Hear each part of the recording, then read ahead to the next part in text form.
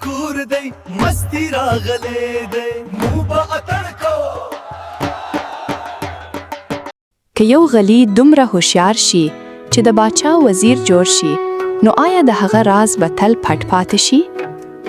او که یو غریب خو رښتینی انسان د حق لپاره ودرېږي نو آیا انصاف به یو ورځ بریالي شي؟ نننۍ کیسه د دوه ملګرو ده. یو د حلالې روزي لاره غوره کوي، بل د غلا او لالچ. خو وګورئ چې د دواړو د ژوند قسمت څه فیصله کوي. دا کیسه تر آخر پورې وګورئ ځکه وروستۍ شیبې یې داسې عبرت لري چې هیڅکله به یې هیر نه کوي. په یوه ښکلي او آرام کلي کې یو نیک، امانتدار او رښتینی سړی اوسېده چې نوم یې عدنان و. عدنان د خپلې میرمنې اسما سره په ډېرې مینې او اتفاق ژوند کاوه. دوی مالدار نه و خو د حلالې روزي له وجې یې ژوند له برکته ډک و. عدنان به هر سهار له مانځي وروسته خپل کار ته تله او د ورځې تر آخر به یې په صداقت مزدوري کوله. د کلي خلک به ویل که د رښتینولي مثال غواړې عدنان ته وګوره. عدنان یو زوړ ملګری هم و. د هغه نوم فرید و. خو فرید د عدنان په شان نه و. هغه ډېر چالاک، مکار او د پیسو لالچي انسان و. هغه په بازار کې د چرګانو دوکان و. خلک به فکر کاو چې فرید به حلاله سودا کوي. خو هیڅوک نه پوهېدل چې د هغه د مالداري راز څه دی. هره شپه چې به ټوله کلي ویدو شو، فرید به په پټه له کوره ووت. د کورونو شاته به ګرځېده، له خلکو به یې چرګان غلا کو. بیا به یې سهار هماغه چرګان حلال کرد او په خپل دوکان کې به یې خرڅو. هره ورځ به یې زرګونه روپۍ ګټلې. هغه به له ځان سره ویل خلک خو هیڅ نه پوهېدي، زه به همداسې مالدار شم. یوه ورځ اسما عدنان ته وویل نن ماشومانو د چرګ خوښه اوښتې ده، بازار ته لاړ شه او 1 کیلو چرګ راوړه. عدنان بازار ته ولاړ. هغه د خپل ملګري فرید دوکان ته ورغی. چرګ یې واخیست. خو د فرید نوی دوکان، نوی جامې او ډېرې پیسې یې ولیدلې. عدنان حیران شو. هغه په مینه وویل فریده، موږ خو یو ځای له شو یو، دومره مالداري د څنګه پیدا کړه؟ فرید لږه مسکی شو. شاوخوا یې وکتل چې څوک نه وي. بیا یې وویل دا خبره هیڅ چاته مه کو. زه هره شپه د خلکو چرګان غلا کوم او سهار یې دلته خرڅوم. عدنان ډېر خفه شو. هغه ورته ویل فریده، دا حرام کار دی، د خلکو حق مه خوره. نن دې ګټه ښکاري خو سبا به دې همدا کار تباه کړي. خو فرید په غرور وخندل. هغه وویل په نصیحتونو څوک شتمن نه کیږي، پیسې مهم دي بس. عدنان نور څه ونه ویل او کور ته روان شو. ورځې تېرېدلې. هره شپې به د کلي له یو نه یوه کوره چرګ ورکو. د خلکو شکونه ډېر شول. یو ورځ د کلي مشرانو غونډه وکړه. یو سپین ږیری ویل که نن غل ونیسو، سبا به زموږ نور مال هم بچ پاتې نشي. ټولو واده وکړه چې هغه شپې به څوک نه ویده کېږي.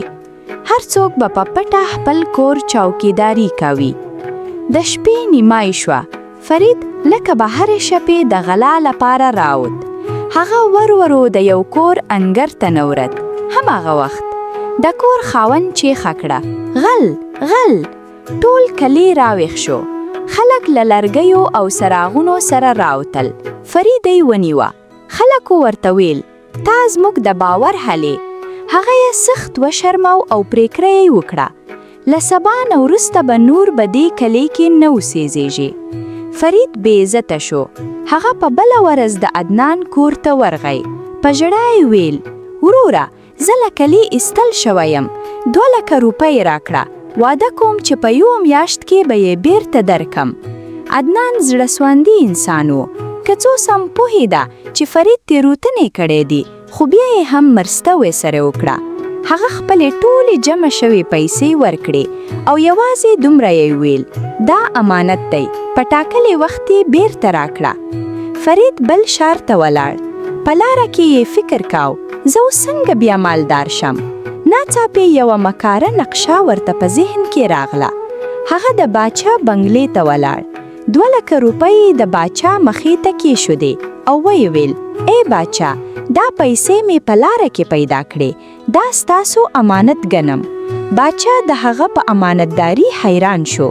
له ځان سره یې ویل، څومره رښتینی سړی دی. هماغه ورځ یې فرید خپل وزیر وټاکې. فرید اوس د باچا وزیر و، عام انسان نه و، خو فرید بدل نشو. هغه اوس د باچا وزیر و، خو زړه یې لا هم د غل و. په پټه به یې د باچا له خزانې سره خیانت کاو. هره ورځ به یې لغ لغ سره زر، اشرفي او قیمتي کانې پټولې. چا پرې شک نه کاو. یو ورځ باچا ولیدل چې له خزانې ډېرې قیمتي خزانې ورکې دي او چا پټې کړې دي. هغه اعلان وکړه، هر څوک چې غل ونیسي لوی انعام به ورکم. بل لور ته 1 میاشت تیره شوه، خو فرید د عدنان پیسې بیرته ورنکړې. عدنان ډیر تاوان وکړه. اسما ورته ویل، باچا د غل د نیولو لپاره انعام اعلان کړی دی، تا هم لاړ شه، شاید الله ستا حق هم در رسوي. عدنان د باچا بنګلې ته ولاړ. هلته یې په حیرانتای ولیدل چې وزیر هماغه فرید دی. فرید وارخطا شو. هغه عدنان یو خوا ته بوتل او ور یې ویل، تا ولې راغیې؟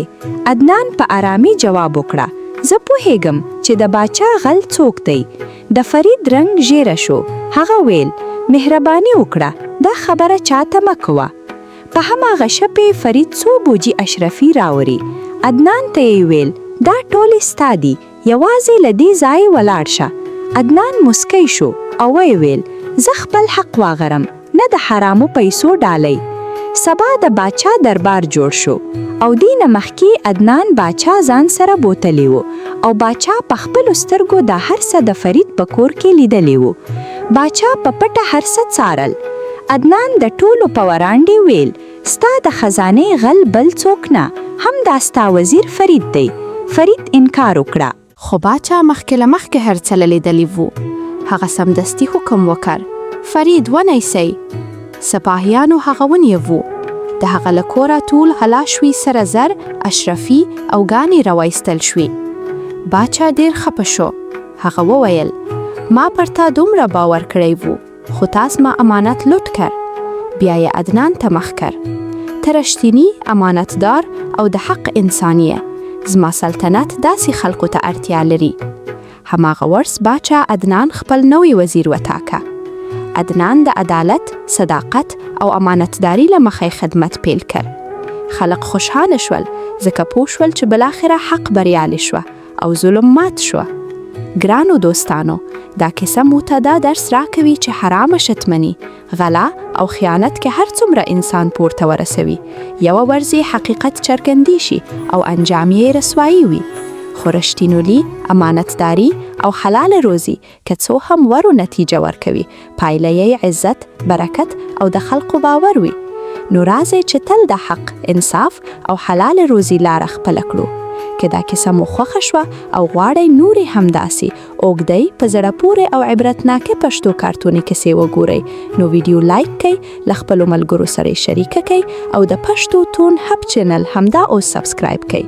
ستاسې یوه سبسکرایب زموږ لپاره تر ټولو لویه هڅونه ده. تر بلې ښکلې کیسې پورې الله مو مل شي. Subscribe to Pashto Toon Hub. Tap the button for fun videos. Thank you.